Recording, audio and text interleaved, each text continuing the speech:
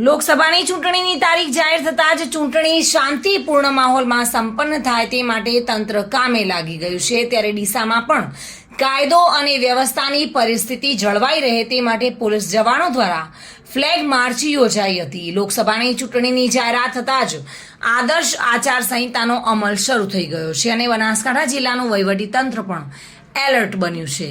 ચૂંટણી શાંતિપૂર્ણ માહોલમાં યોજાય તે માટે અત્યારથી જ પોલીસ વિભાગ પણ કમર કસી રહ્યું છે અને ચૂંટણીમાં કાયદો અને વ્યવસ્થાની પરિસ્થિતિ જળવાઈ રહે તે માટે બીએસએફ જવાનોને પણ તૈનાત કરવામાં આવ્યા છે।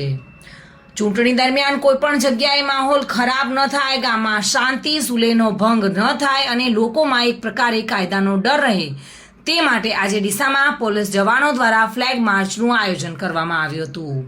ડીસા પોલીસ મથકેથી શરૂ થયેલો ફ્લેગ માર્ચ ડીસા હાઈવે તેમજ ગામના મુખ્ય માર્ગો પર ફરીને પરત ફર્યો હતો। Bureau report, today Gujarati news.